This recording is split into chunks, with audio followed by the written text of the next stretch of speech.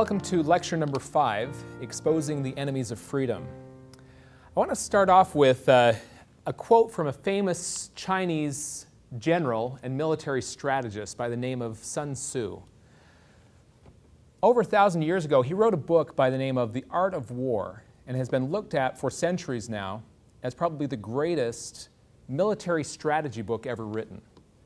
And in there, one of my favorite parts, he points out this very simple strategy for success. He says, "It is said that if you know your enemies and you know yourself, you will not be imperiled or defeated.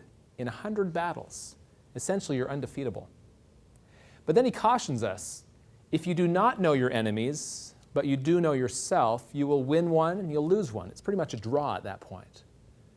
And lastly, if you do not know your enemies nor yourself, you will be imperiled. You will be defeated in every battle. So it's vital for us to understand not only ourselves, who we are, what our strengths are, and in my mind, to know yourself in this cause of liberty that we're fighting for here, is to know the principles of liberty that we're fighting for. If we're trying to restore freedom in this country, we better understand the principles of the U.S. Constitution and the liberty that we have inherited. That one's pretty simple, pretty straightforward. And I find that there are many freedom groups out there that advocate adherence to the Constitution and studying the Constitution. But to know the enemy is something I find very rare. Very few groups out there really clearly understand and promote an understanding of the enemies of freedom. And if that's all we do is understand the principles of the Constitution, we're in this middle category, aren't we? We will win one and we'll lose one. It's kind of a draw. And unfortunately, I feel like that's largely why the freedom cause in our country has not been more effective in restoring liberty, is because we only have half of the equation here.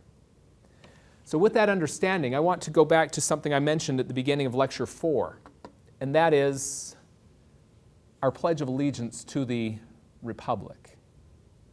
When I pledge my allegiance to the Republic, you may recall one of the things I mentioned was that that Republic is defined by two things. It's built on the foundation of the Declaration of Independence, and then the structure that defines that Republic is the U.S. Constitution. So when we pledge our allegiance to the Republic, we're pledging our allegiance to those two great documents and the principles in there, the principles of the Declaration of Independence and the U.S. Constitution. It's very similar to an oath of office that our political officials all swear to uphold the Constitution. I call it our citizen's oath of office. Now, being that that is my allegiance is to the Constitution and to the Declaration of Independence. Again, as I said last time, that means that my allegiance is not to any political candidate, political party, or any freedom group or anything of that nature. And even as a representative of the John Birch Society, it's not to the John Birch Society. My allegiance is to these principles. And those groups that I support, those individuals who I elect for office, I do so based on their adherence to the Constitution and to the Declaration of Independence principles. So with that understanding, again, I want you to think of your favorite political candidate, someone in the world of politics that you feel is so pure, if we could just get them in charge of where our nation's going, we'd be set right. And if I were to share with you today evidence that that's just a front with them and what they're really doing behind the scenes is just the opposite, would you want to know? Would you want to know that your favorite candidate that you felt is just up on this pedestal is really undermining liberty behind the scenes? That's one of those painful truths that we spoke of last time. Remember this quote from Patrick Henry, where he says, "We are apt to shut our eyes against a painful truth and listen to that song of that siren until she transforms us into beasts. Is this the part of wise men engaged in a great and arduous struggle for liberty?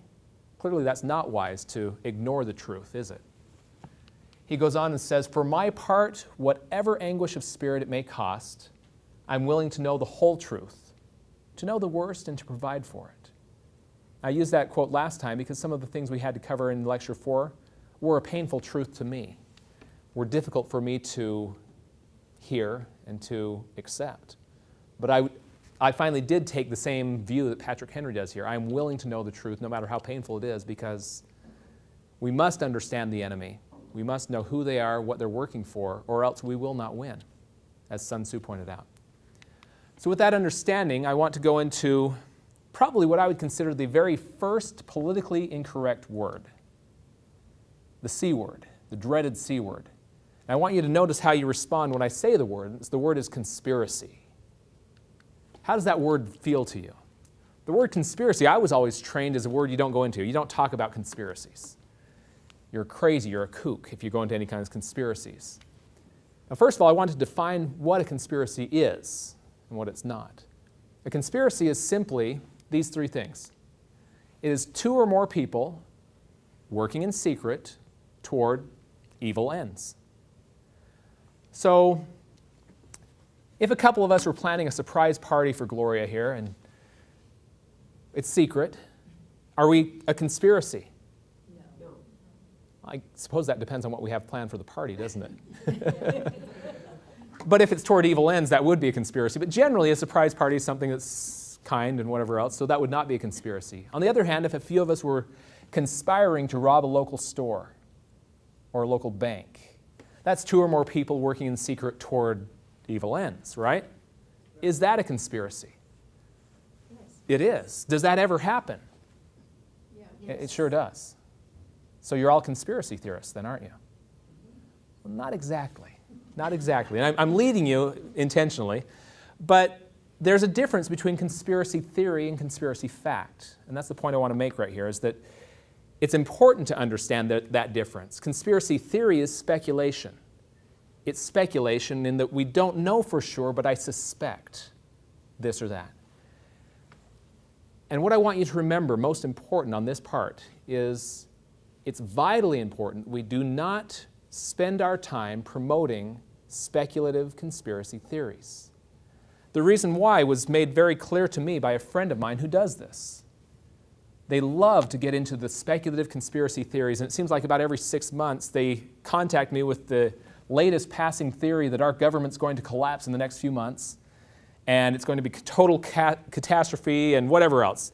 All these different apocalyptical type predictions. And of course, they've never been right so far.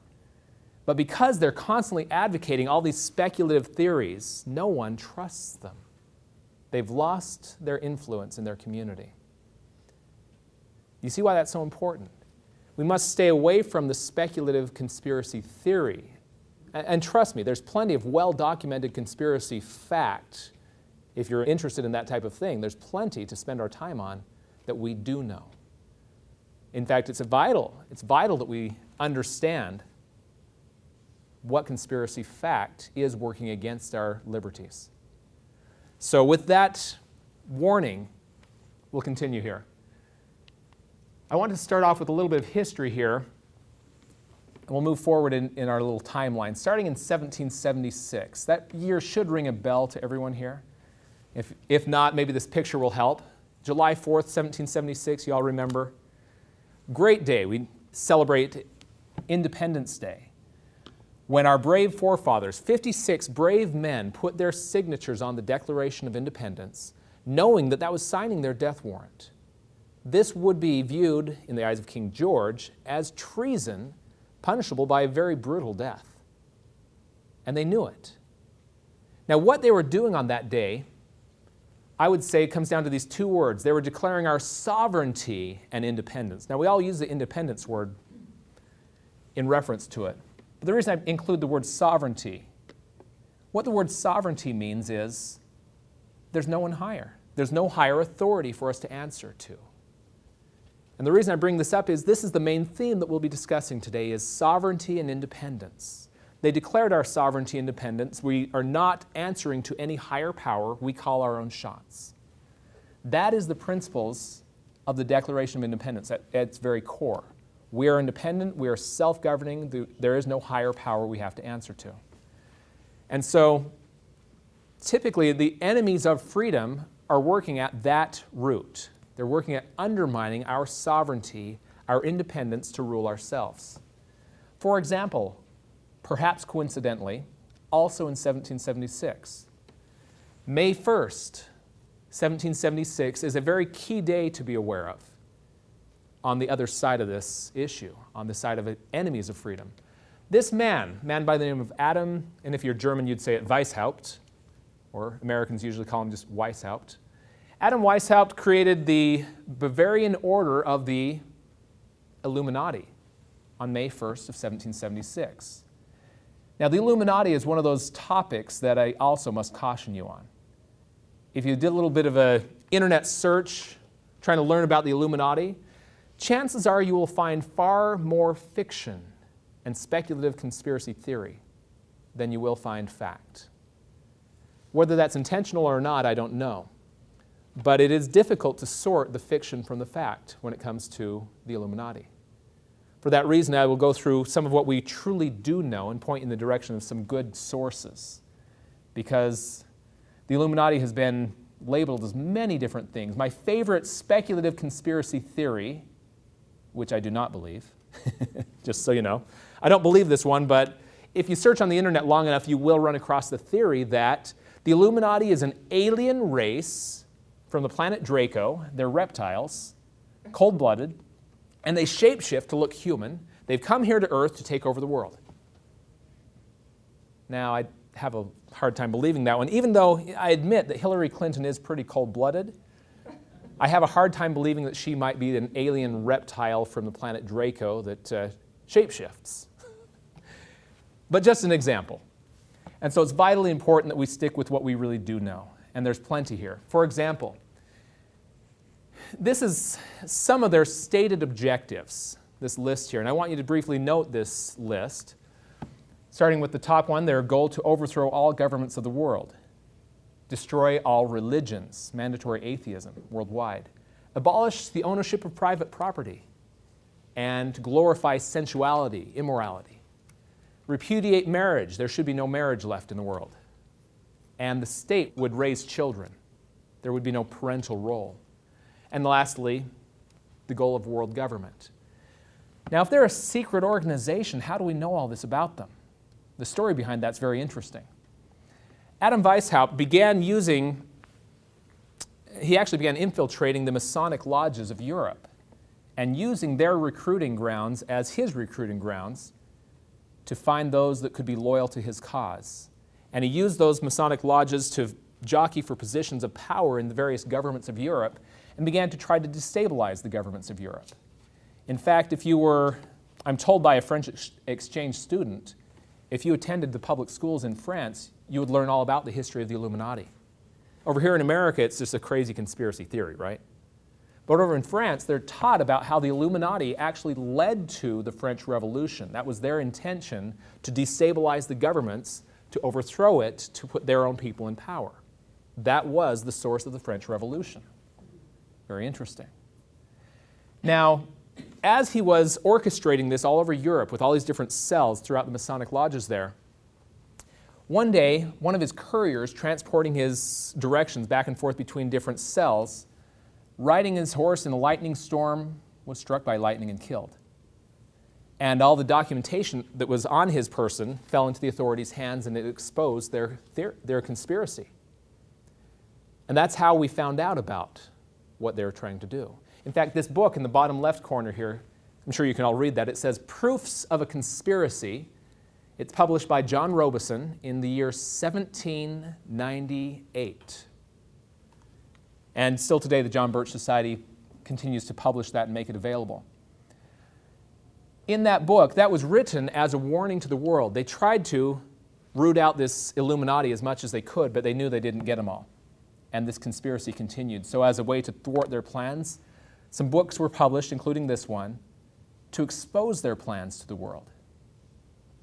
Now, as a quick side note, yet another speculative theory I want to warn you against is because Mr. Weishaupt used the Masonic lodges of Europe to promote the Illuminati does not mean that all Masons are part of an Illuminati organization. In fact, there's a European branch of the Masonic order, which is a separate branch from the British, Scottish Rite, and the American.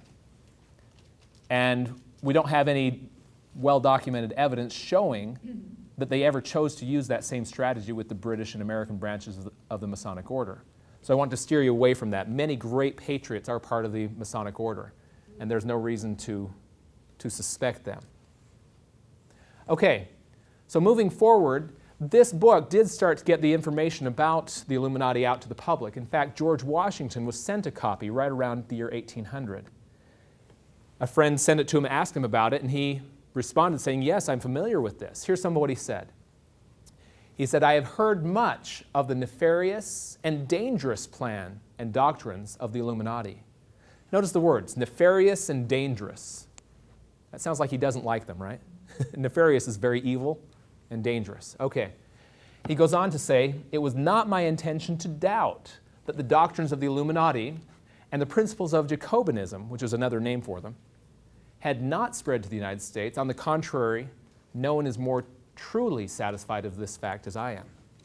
What he's saying is, I am convinced that the Illuminati has made headway in the United States. I have no doubts of that. He had seen it in his day. As a high-ranking Mason, he also made that comment that he saw no evidence that they were using the same strategy in the United States through the Masonic lodges. So with that, that is the foundation of the Illuminati, an ancient conspiracy starting in 1776. The points that they were pushing for, I hope you remember, because they come back again. Here's some of the other things that he said was their objectives. Plan to overturn all governments, all religion, even natural, and they endeavor to eradicate every idea of a supreme being and distinguish man from beast by his shape only. What does that sound like to you? That man is just another animal. He's really no different. Sounds like the theories of evolution, Darwinism, and so on. Well, this certainly preceded Darwin by quite some time, but his theories fit in their agenda very well. Now, fast forward to the year 1847. A branch of the Illuminati, known as the League of Just Men, hired Karl Marx. You might have heard of Karl Marx before. Hired him to write the Communist Manifesto. And they asked him to have it ready for publication by January of 1848 so that they could get it out in February of 1848. Their plan was, and this might sound like lecture 1 to you a little bit, their plan was to start democratic revolutions all over Europe and to have the release of the Communist Manifesto be the answer to all these revolutions. That as they create these revolutions of the common people, it would lead them to embracing the Communist Manifesto. That was their objective. And that's an objective, a strategy that communists have used ever since to try to destabilize and create grassroots movements of revolutions, democratic revolutions. You remember from lecture number 1, we talked about Mao Zedong saying the democratic revolution is the necessary precursor to a socialist revolution. And a socialist revolution is the inevitable sequel. And so that is exactly what they were doing in 1848. It didn't work out as well as planned. But here are some of the key points that he highlights in the Communist Manifesto. They should look a little familiar. Abolition of private property. Well, that was definitely one of the tenets of the Illuminati. A heavy progressive or graduated income tax as a method of getting the property from the people. Centralized national bank with an exclusive monopoly. In lecture number 3, we showed clearly how that is a great way of, again, taking a major part of the people's wealth. Abolish home education and replace with mandatory government schools, again, replacing the parents' role with the state raising the children. Abolishing marriage and family structure, eliminate countries, eliminate religion, promote democracy, and establish world government. Quite a list of objectives. The reason I show those again is it's interesting to see who's promoting those today. We'll come to that in a moment. But as I was reading the Communist Manifesto for the first time a few years ago, it occurred to me that if you were to take the 10 Commandments and then list next to it what the Communist Manifesto has to say on that topic, every case it's exactly the opposite. Thou shalt have no other gods before me, you shall have no God at all. And honor thy father and thy mother, the role of parents is completely eliminated, and so on. Try that sometime. Go through all 10 of the 10 Commandments, and then as you study the Communist Manifesto, you'll find it's directly opposing it. So if that is truly from God, it gives you some idea of what source this might be from. Now, we're going to jump back and forth in history for just a moment. I want to demonstrate to you some things that have happened and then show you part of how it happened. So as we jump into 1942 to 1945, we have at that time period World War II. And you might recognize some of the people here. Over on the right-hand side, we have Jimmy Doolittle and his crew. They were some of the brave men that took on a very dangerous task, and that was to fly bombers out over Tokyo to bomb Tokyo, and then because they couldn't land their bombers back on the aircraft carriers they'd taken from, they were instructed to continue on over mainland China, which was occupied by the Japanese, and to take your planes as far as the fuel will take you, and then abandon and try to find your way back to safety. And so Jimmy Doolittle and his crew and many other crews that did similar bombing raids landed in Japanese-occupied China behind enemy lines. Now, the man on the left here, his name is Captain John Birch. He's the one who the John Birch Society is actually named after. He's not the one that founded it. John Birch was a Christian missionary in China at this time. And some of the locals who were loyal to the Americans and against the Japanese found Jimmy Doolittle and hid him from the Japanese. So they brought John Birch to meet Jimmy Doolittle and his crew, and John Birch did rescue them. Because of his familiarity with backcountry, he was able to sneak them out from behind enemy lines and rescue them. Upon discovering that there were many other crews that were also stranded, he went back in, and all that were not killed or captured, he was able to rescue, and he became a war hero. Now, at this time in China, there were two men that were really vying for power over the future of China, Chiang Kai-shek and Mao Zedong. And if you believe the mainstream media in the United States at the time, Mao Zedong is not a communist. He's just an agrarian reformer. It's just a people's movement trying to get more rights for the people. He's not a communist. He's our ally. Chiang Kai-shek, on the other hand, was somewhat demonized. And interestingly, Chiang Kai-shek had become a Christian and a constitutionalist. He had actually looked over the United States Constitution and drafted a similar constitution for China, wanting to create China as a constitutional republic. Now, the American ambassador to China, upon meeting both of them, felt that we would certainly want to back Chiang Kai-shek and support his efforts to lead the future of China against, clearly, who was really a communist, Mao Zedong. In the end, we promised him armaments and never delivered them. Now, Mao Zedong, on the other hand, we gave him everything we had there as we pulled out. All of our tanks and munitions and everything we had in China went into the hands of Mao Zedong, leaving Chiang Kai-shek unarmed and Mao Zedong very well armed and easily positioned to take over China. So interestingly, our foreign policy helped China fall into the hands of communism. Now, the other part of the story is that John Birch, about 10 days after the war was over, he was there working with the U.S. Army. He was now Captain John Birch. And he fell into the hands of the Chinese communists, Mao Zedong's people. And they brutally murdered him on the spot, recognizing him as a threat to their cause. The truth of his death was covered up.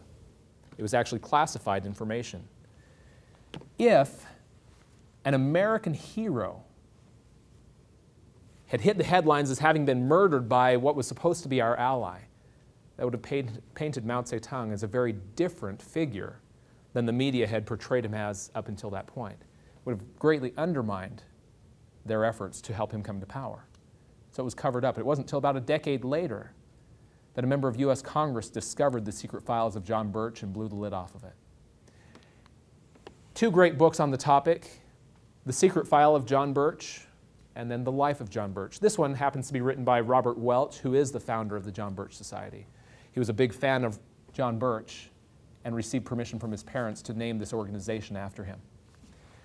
Now, another interesting part right here. Notice Saturday Evening Post, 1955, so about a decade later, when the story of John Birch was finally exposed to the world, they wrote this very honest opinion. It says, amazingly, there were in Washington responsible officials who were willing to suppress news of the murder of an American officer, apparently to prevent the American people from rising in their wrath and vetoing further appeasement of communism.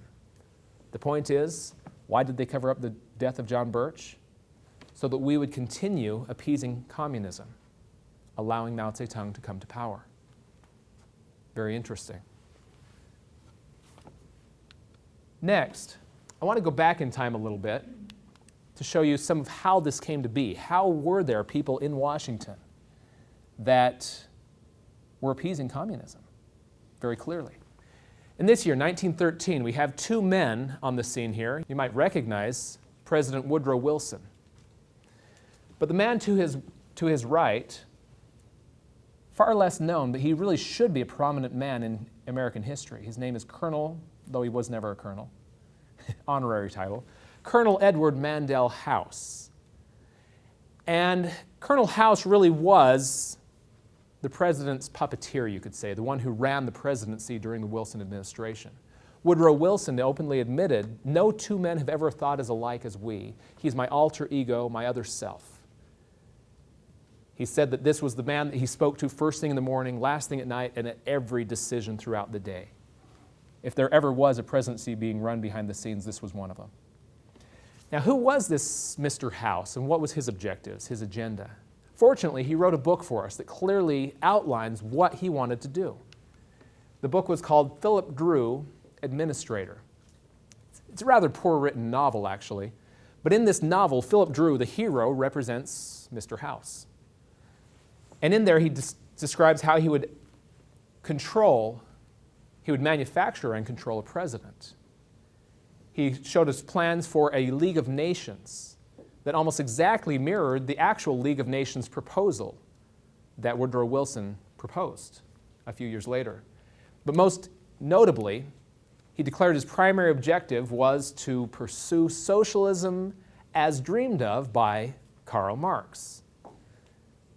So put very succinctly, Mr. House is a Marxist. He's a socialist, a communist, whatever you want to call it.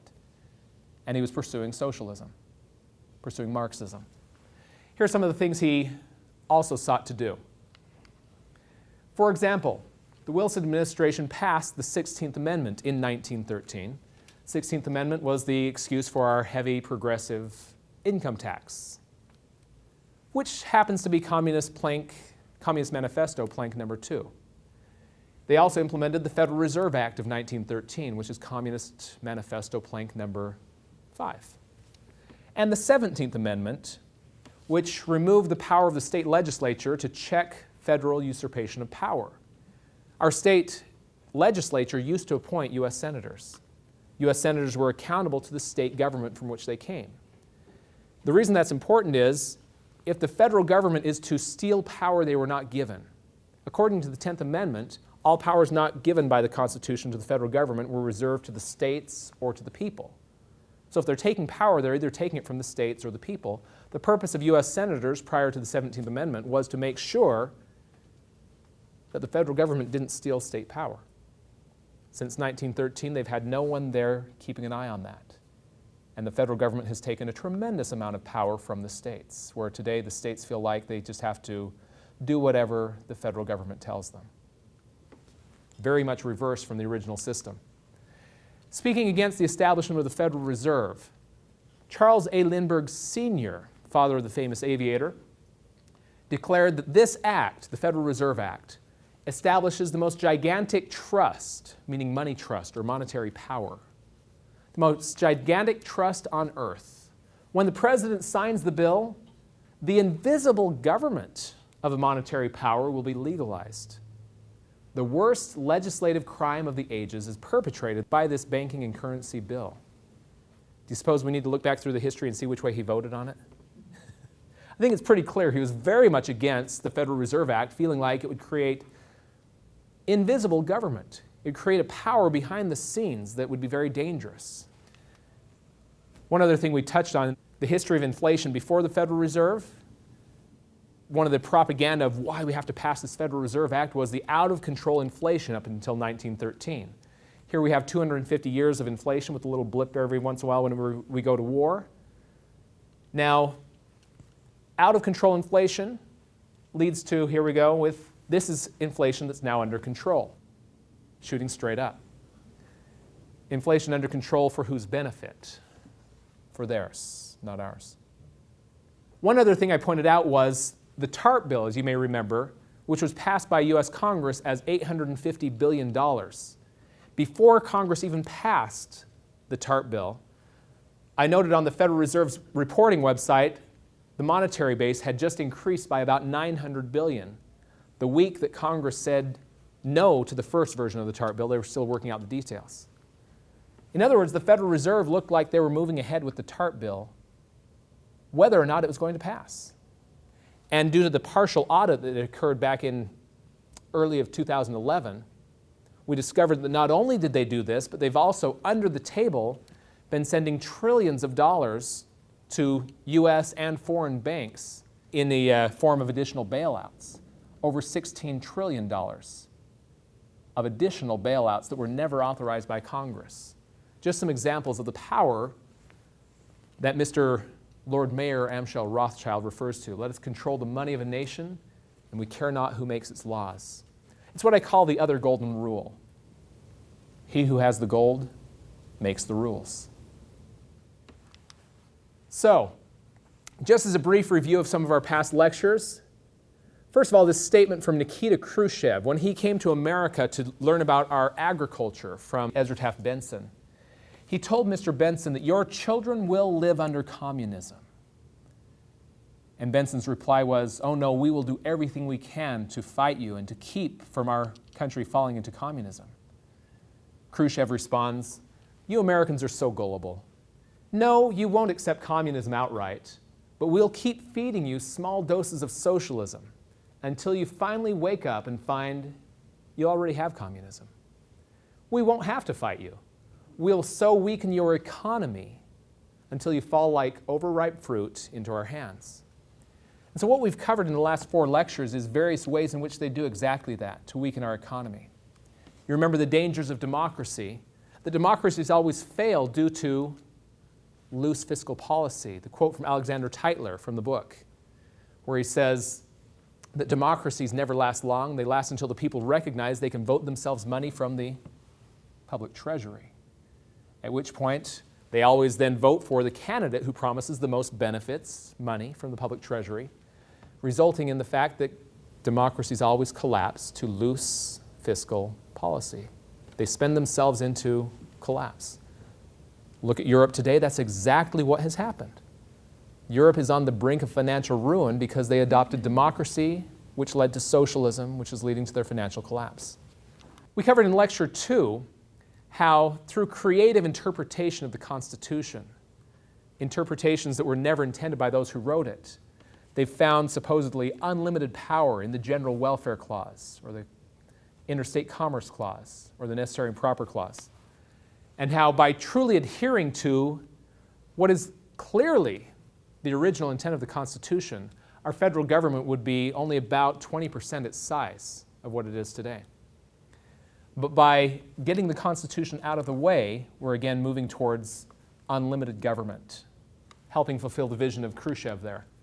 Lecture 3, we went into the dangers of the Federal Reserve, which really works like an unlimited credit card for government spending. Great way to create greater and greater amounts of inflation and hyperinflation, greater amounts of debt. And then lastly, went through, in Lecture 4, constitutional war powers, and the way the neoconservatives use the war powers, which not only further impoverishes our nation, but also as a way of controlling foreign countries and sacrificing our rights on the home front. So with that, all of these working together really do help them, as he says there, weaken our economy until we fall like ripe fruit into their hands. And as you look through the Communist Manifesto today, we have implemented a great amount of it. This brings us to the quote at the bottom from economist Henry Hazlitt. He's one of the economists that we would call an Austrian school of economics, not the Keynesian style. He warns of the dangers of inflation. He says, inflation tears apart the whole fabric of stable economic relationships. It drives men toward desperate remedies. It leads men to demand totalitarian controls. It ends invariably in bitter disillusion and collapse. Think about the Weimar Republic. Probably the most notable thing we remember from that is their hyperinflation, where people would take barrels full of money to buy small items. There's the story of a man bringing a wheelbarrow to the marketplace, parking it out front, going in, doing his shopping, and comes out and finds he was robbed, not of the money, but of the wheelbarrow. The pile of money was still there. Obviously, the wheelbarrow was more valuable. But from that Weimar Republic, it led men to demand totalitarian controls in the form of electing Adolf Hitler. He was elected to power by the people, who were demanding totalitarian controls, desperate remedies, as he speaks of there. You can see why Khrushchev knew what he was talking about here. That if we can weaken your economy enough, we, the American people, will demand totalitarian controls. We'll be willing to give up our liberties for someone to save us.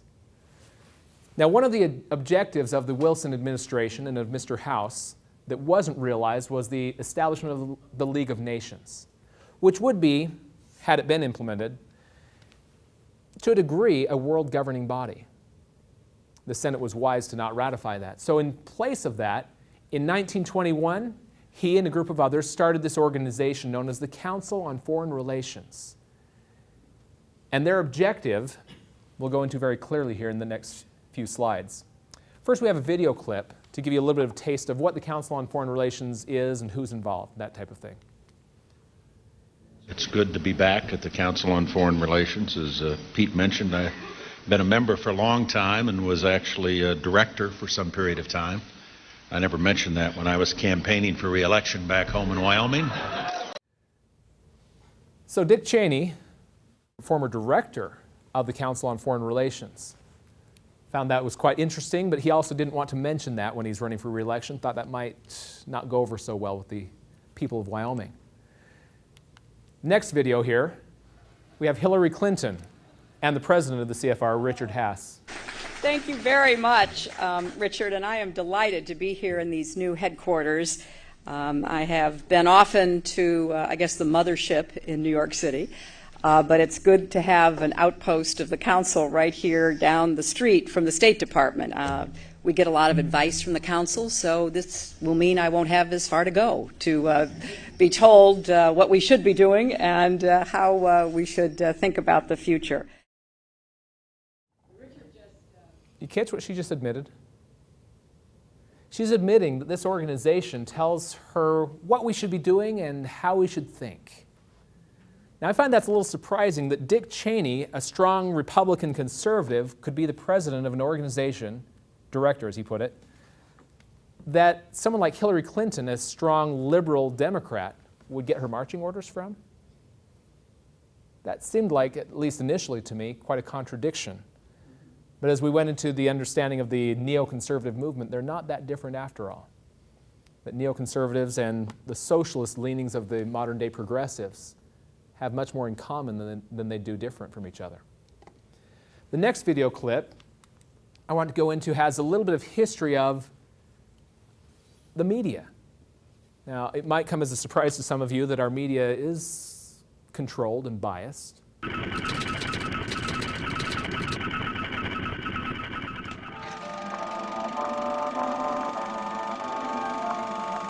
The year is 1917, and Representative Oscar Callaway enters a disturbing statement into the U.S. congressional record. The statement reveals why J.P. Morgan interests hired 12 high-ranking news managers.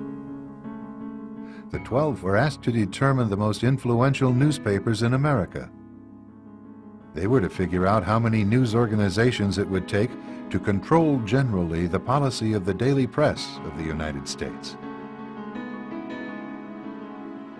The 12 found it was only necessary to purchase the control of 25 of the greatest papers. An agreement was reached. The policy of the papers was bought, and an editor was placed at each paper to ensure that all published information was in keeping with the new policy. Soon, that policy would be defined by a front group formed by J.P. Morgan and his colleagues. In fact, Morgan's personal attorney was founding president of the organization, the Council on Foreign Relations.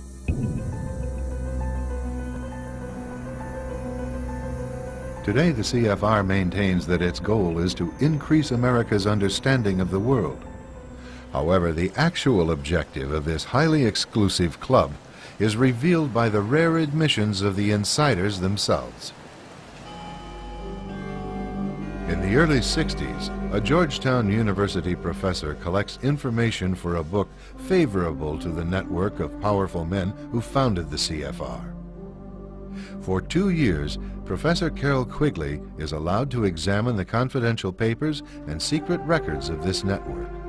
Quigley reveals that these men aim to create a world system of financial control in private hands, able to dominate the political system of each country and the economy of the world as a whole. In short, they seek total and quiet control of the entire world. And the CFR is their most visible conduit for carrying out that agenda. CFR members include America's wealthiest tycoons, as well as the highly placed elite in government, academic institutions, tax-exempt foundations, and the establishment media. Ruling Class Journalists, written by Richard Harwood, describes the CFR membership as the ruling establishment in the United States. The Washington Post article boasted that news reporters who are CFR members do not merely analyze and interpret foreign policy for the United States, they help make it. Who are these policymakers? Many of their faces are familiar. NBC's Tom Brokaw, CBS's Dan Rather, ABC's Barbara Walters, Jim Lehrer of PBS, William F. Buckley of National Review, media mogul Rupert Murdoch, owner of the giant multifaceted News Corporation. These media heavyweights, and many others like them, are members of the CFR. Powerful corporations are also invited to become members. At the close of the 20th century, CFR influence presided over far-reaching consolidations of media control. In 1995, CFR members Michael Eisner of Disney and ABC's Thomas Murphy merged their media empires. Soon after the merger, the Disney-ABC empire becomes a CFR corporate member. In the year 2000, the world's largest internet service provider, America Online, joins forces with Time Warner, one of the world's largest news organizations. The CEOs favoring the move are CNN's Thomas Johnson and Time Warner's Gerald Levin, both CFR members. Once again, another media giant is created under the shadow of CFR influence. Today, an elite handful of individuals define the agendas that are supported by the empire of establishment news. So there we have a little bit of the history of media control, starting back in the days of J.P. Morgan and others, where he bought control of the papers and then decided to control what they would and would not publish. Probably not all that surprising, considering how controlled the media seems today. But also it's interesting to note some of those that are members of the Council on Foreign Relations in the media, whether it be William F. Buckley, who we talked about a little bit last time, or even Rupert Murdoch, the owner of Fox News. That all of them are parts of the Council on Foreign Relations, and certain things are not ever reported. That would explain why none of those sources reported the $16 trillion bailout that was under the table by the Federal Reserve, because none of them wanted us to know about it. So moving forward here, a little bit more from the perspective of who the Council on Foreign Relations is. Carroll Quigley was mentioned in the video. He was a mentor to Bill Clinton. And in his book that was mentioned in the video, he talks about the Council on Foreign Relations. It is an American branch of a society which originated in England and believes national boundaries should be obliterated and one world rule established.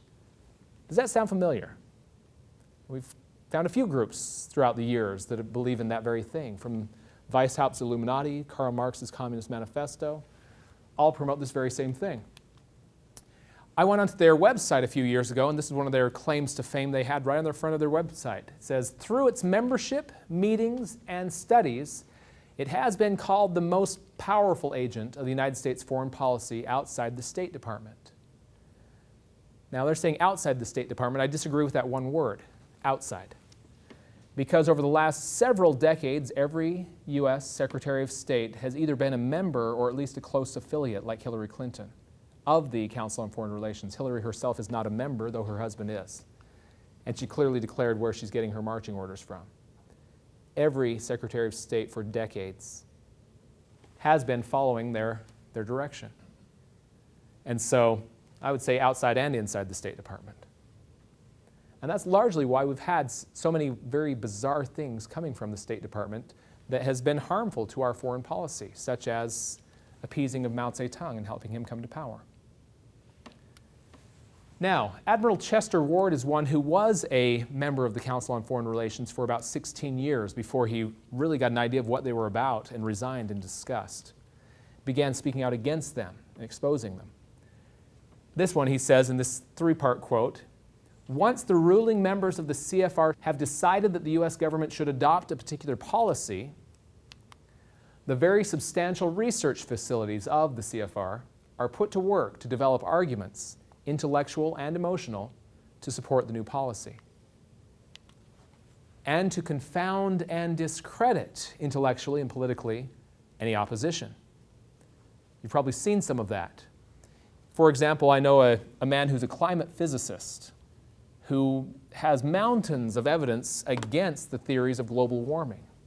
And yet he is constantly confounded and discredited by the media. They don't want to talk about it. They don't want to hear his evidence. They just want to shut him down because they don't want anything contrary to their stated objectives being published. You see similar things with anyone that provides evidence that's contrary to the theories of evolution. There's a great book on that topic called Tornado in a Junkyard that shows mountains of evidence that there are huge holes in the theories of Darwin. Much of the quotes in there are Darwin himself admitting that. Again, that was Tornado in a Junkyard, written by James Perloff. Now, on the topic of global climate change, Richard N. Haas, president of the CFR, declares, "Some governments are prepared to give up elements of their sovereignty, their independence, to address the threat of global climate change." This shows clearly why they're so interested in this global warming agenda, despite the fact that about every 30 years for the last century, the climate alarmists have changed their tune.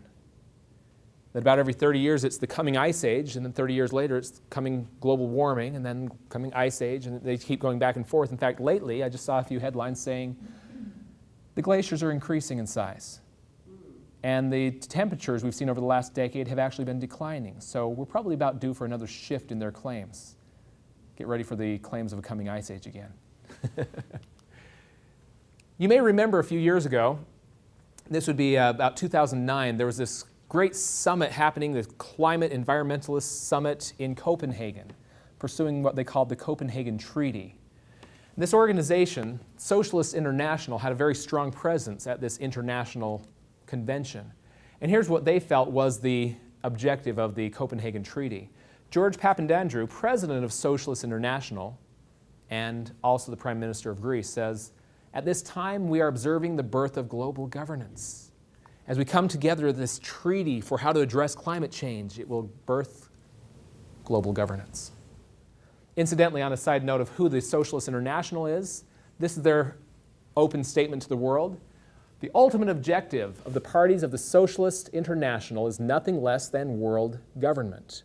Membership of the United Nations must be made universal." Richard N. Gardner wrote an article in the Foreign Affairs magazine, that's the publication from the CFR, back in 1974. It's called "The Hard Road to World Order." And then there he advised an end run around national sovereignty, eroding it piece by piece, will accomplish much more than the old-fashioned frontal assault. We've got to erode it through the back door. That's exactly what we're seeing them doing through many different means. One of my favorite examples of that is the Agenda 21 objectives, that we can destroy your property rights secretly and through the back door in ways that you wouldn't recognize as a frontal assault. Two great publications on the topic. We have an article from our New American magazine called Council on Foreign Relations. If you go to the website thenewamerican.com, you can look this one up. Also, an excellent book I highly recommend, The Shadows of Power. It's a U.S. history book that should be required reading for every student. It goes through the last 100 years of our foreign policy. It clearly demonstrates how not only did our foreign policy lead to communism rising in China, but also in Russia and in Cuba and anywhere that any form of Marxism has taken root. Whether it's socialism or communism or whatever, our foreign policy has been there to help it happen due to their influence on our State Department and many times the office of the President. It's not easy reading in that it's sometimes a little hard to take. It's some of those painful truths that we need to be aware of. But it should be required reading, absolutely. That can be purchased on our website, shopjbs.org. Now again, going back to Carroll Quigley, you may remember I mentioned this one in Lecture 4. He says the two parties should be almost identical so that the American people can throw the rascals out at any election without leading to any profound or extensive shift in policy. In Lecture 4, we compared a little bit of the policy of Bush and Obama. That President Bush, though he pursued the warfare objective more so than Obama is, Bush also did expand the welfare front as well. Obama, though he hasn't changed directions, he's just changed focus. He's focusing more on the welfare state and a little less on the warfare state, though he's expanding that as well. The two parties aren't that much different. There's no significant change in direction here. Now, if you're not wanting to read his entire book, The Tragedy and Hope, which is about 1,400 pages, a concise version of it was published by Cleon Skousen. He's the author of The 5,000-Year Leap. This is known as The Naked Capitalist. And in there, he goes through and really gives you the highlights, or lowlights as it may be, from the book Tragedy and Hope. At the beginning of The Naked Capitalist, he shares a story about this lady. Her name is Dr. Bella Dodd. Very, very illuminating, I guess you could say. She was one of the top leaders of the Communist Party USA, and she was getting her marching orders directly from Moscow. Now, at one time she found that at a crucial decision-making time, she was not able to connect with Moscow and get her directions, and had to just make do. Once she got back in touch with Moscow, she asked them, what should I do in the future if I have a crucial decision to make and cannot connect with you? They gave her an address at the Waldorf Astoria Hotel in New York and said, any of these three men can give you direction. And what she was shocked to learn was that the men at this hotel were not Russians, and they were not communists. These were three men who she looked at as the enemy. These were the American capitalist leaders. We're talking about people like Morgan and Rothschild and so on. And what she later discovered was they're not getting their marching orders from Moscow either. Moscow is getting their marching orders from these men. At which point she quit the Communist Party, deciding that there's something much deeper behind it. In fact, she said, I think the communist conspiracy is merely a branch of a much bigger conspiracy. And she no longer wanted anything to do with it. Very interesting. So moving forward to 1945, we have the establishment of the United Nations. Now, it should be noted that two men worked together in drafting the Charter for the United Nations. There was a delegate from Russia, who, of course, we all knew was a communist. But we thought this was a good thing because he was working side by side with an American who would give the freedom perspective. Unfortunately, that American was Alger Hiss, who was later discovered to be a communist spy. So we had two communists working together drafting the United Nations Charter. One of my favorite parts to point out that very few people know is that the United Nations, while they do talk extensively about the importance of your rights, if you look at their UN Universal Declaration of Human Rights, they openly declare that rights and freedoms may in no case be exercised contrary to the purposes and principles of the United Nations. That means you can have your rights as long as they don't get in our way. I pointed out in a previous lecture that that's exactly the opposite of what our Declaration of Independence says, that our rights are unalienable. In this case, your rights are subject to our approval. Very contrary to principles of our nation. Another State Department crime, you could say. Back in 1962, Lincoln P. Bloomfield wrote a policy manual for the U.S. State Department called A World Effectively Controlled by the United Nations. This is their plan for how to get us completely subservient, rather than sovereign. The very introduction, the first paragraph, gives you a good idea of what it contains. It says, a world effectively controlled by the United Nations is one which world government would come about through the establishment of supranational institutions. Supranational means outside of country boundaries. Characterized by mandatory universal membership. You must be a member whether you want to or not. And some ability to employ physical force so that you can be forced into membership. What would that be? That would be military force we're talking about there. Effective control would thus entail a preponderance, a massive amount of political power in the hands of supranational organization rather than in individual units, and would assume the effective operation of a general disarmament agreement. The countries must disarm at the same time as we create this ability to employ physical force on the international level. Now, this isn't the only time the State Department has published this type of a document. The year before, 61, this document called Freedom from War, published by the U.S. State Department. The subtitle, The United States Program for General and Complete Disarmament in a Peaceful World.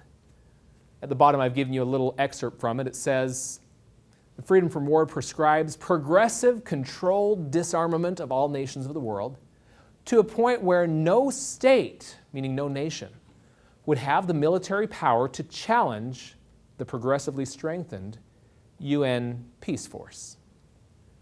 The most powerful military in the world should be the United Nations, and no country would have the ability to resist them. That's the plan. All in favor? No, thank you.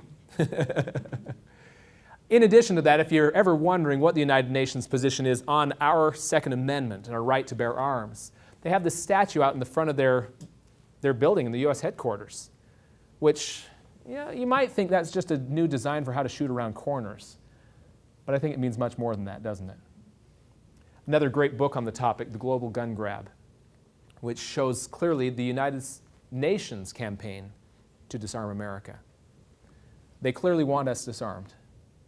You remember from lecture number 4, I had a quote on the topic from Mao Zedong where he says, political power comes from the barrel of a gun. They clearly want that political power in their hands, not in ours. So today, who are the enemies of freedom? And while I'd have to say everyone on this page has worked against the freedom of mankind, well, the one up in the top middle, I'm told, is no longer around, according to their media, so I'm not sure who to trust. But down in the bottom right-hand corner, I'd say if I was to pick one that was the worst enemy of freedom, I'd say it would be David Rockefeller. Probably one of the least known on this page, though. I'll let him speak for himself on this matter. He says that some even believe that we are part of a secret cabal, a secret society, conspiracy, working against the best interests of the United States. He's speaking of we, meaning his family, the Rockefeller family. And he says that we, myself, for example, characterize my family and me as internationalists and of conspiring with others around the world to build a more integrated global political and economic structure, one world, if you will. If that's the charge, I stand guilty and I'm proud of it. What's he admitting to here? He's admitting to being a conspirator. He's conspiring. He admits he's working against the best interest of the United States. He admits he's working towards globalism. I don't need to accuse him of it. He's admitting it. So who do we trust? We've clearly shown that there's a lot going on behind the scenes that I wasn't aware of beforehand. Many different media sources that really are controlled. Most any major media source is. Many of our political candidates are espousing platforms that are contrary to the principles of liberty and hostile to the Constitution. Who do we trust? My advice to you is don't trust anybody blindly. Verify everyone. Whatever they say, we need to first understand the Constitution ourselves so that when we see someone from whatever political party or from any media source espousing principles that are contrary to it, we see through them. Because if we just simply find someone that we're going to trust blindly, they have the potential to lead us astray. It's important that we know for ourselves. Now, how can we win? After showing the doom and gloom of just how powerful the enemy really is, and that's vital in order for us to win, how can we win at this point? One of my favorite and most encouraging statements I've heard comes from Arthur Thompson. He's the CEO of the John Birch Society. A couple of years ago, he said this: "It costs a great deal more money to lie to the people and organizing them into enslaving themselves than it does to tell the truth. It probably takes $1 for every $1,000 the insiders spend to undo insider-propagated falsehoods with truth. Sometimes the ratio is even greater." That's very encouraging. And I can attest to that. I've seen many examples of where just $1 here or there of truth can undo thousands of dollars of propaganda. In fact, I'll give you one brief example. There was a young lady I met just a few years ago who had graduated from college in Missoula, Montana. And she admits when she graduated from college, she was a committed liberal, probably borderline socialist. Her uncle gave her a gift subscription to our magazine, The New American. She began reading it, and after 2 years of reading the magazine, she was completely changed. She called our headquarters saying, "How can I get involved in the fight for defending the Constitution?" She became a constitutionalist. She said to me, "Prior to reading The New American, I never knew there was another option." She'd always been taught big government solutions, even if it was the big government liberal solution versus the big government conservative solution, but never shown the constitutional perspective. And when she saw it, it made sense. And it really melted away the lies and propaganda that she'd been fed throughout her schooling. Another quick example. Some of you may be familiar with the Security and Prosperity Partnership of North America. This was signed by President George Bush just 2 months after being sworn into his second term as president, March 23rd, 2005. And this agreement with Prime Minister Paul Martin of Canada and Mexican President Vicente Fox agreed that by the year 2010, January 31st, 2010, that we would no longer secure the borders between our nations in any way. We'd only secure the border of North America. And that passing from Mexico into the United States into Canada would be no different than passing from Idaho into Montana. Now, clearly they didn't hit that objective. We do have hardly any border security, but they still pretend, at least to some degree. How did we stop them from achieving that goal? And here's how. First of all, our magazine came out with this issue, a very special edition called the North American Union Edition, Merger in the Making. And in this magazine, every article in there shows various evidence of their plans to create a merger of the United States, Mexico, and Canada, exposing their plans. The most effective way to destroy a conspiracy is to expose them. They're like roaches. You turn on the light, they flee. We set a goal that was published in our bulletin, which is a members' publication, out to all the members across the country to get 1 million copies of this magazine to the hands of our elected officials at every level across the country. 1 million copies into U.S. congressmen, state legislators, governors, county commissioners. Everyone in any elected position needs a copy of this to understand this agenda that is being secretly worked against us. Our goal was 1 million. We hit 1.2 million. We did okay. With that much light being shown on this agenda, they were put back at least a decade.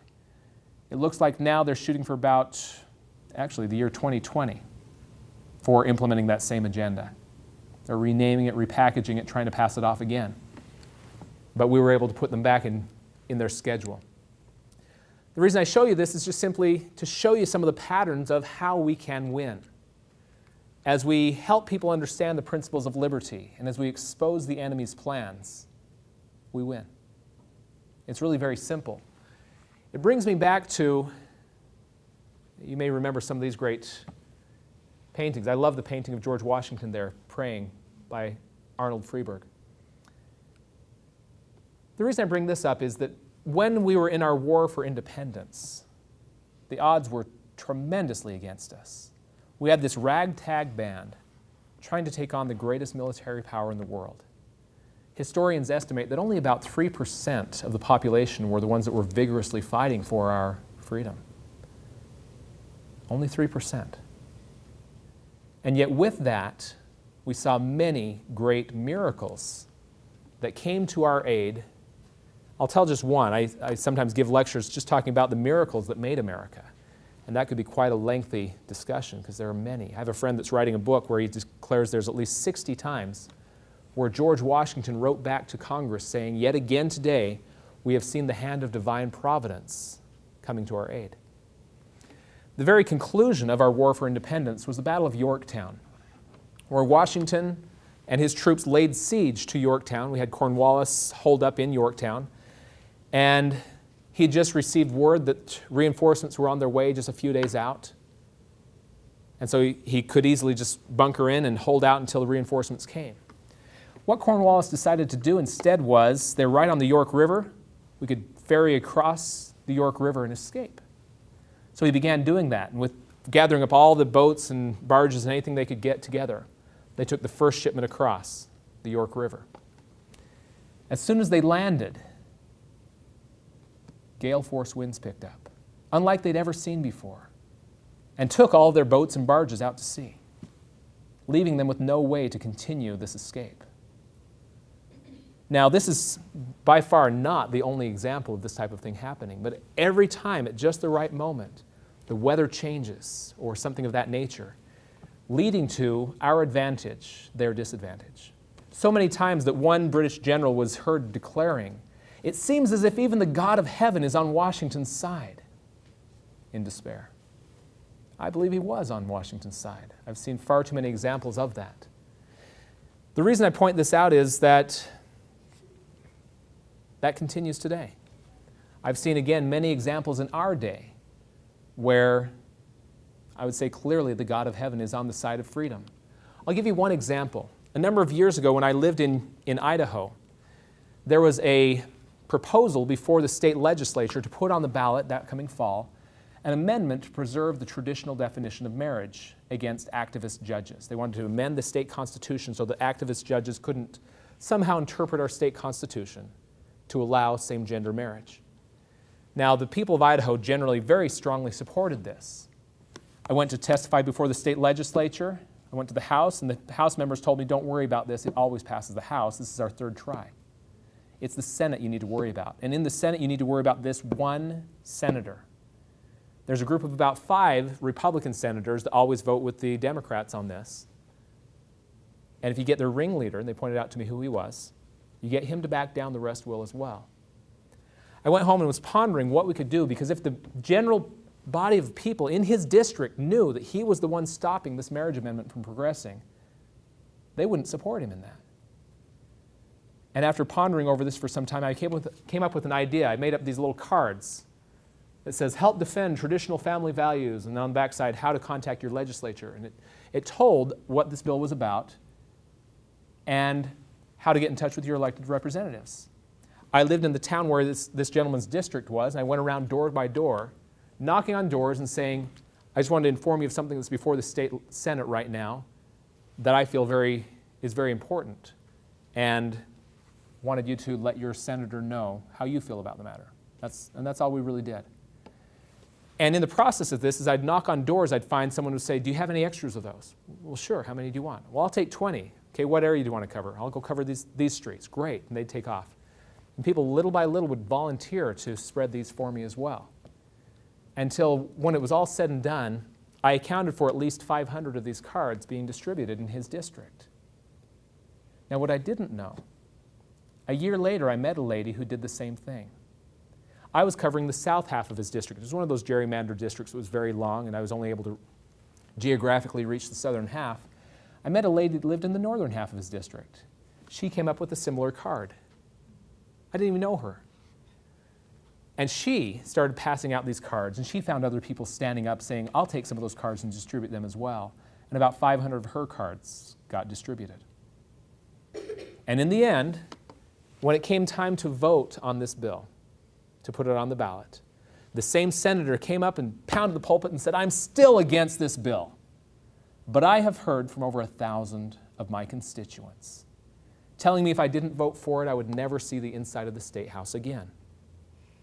And then this wonderful conclusion, he says, sometimes you have to do what your voters want.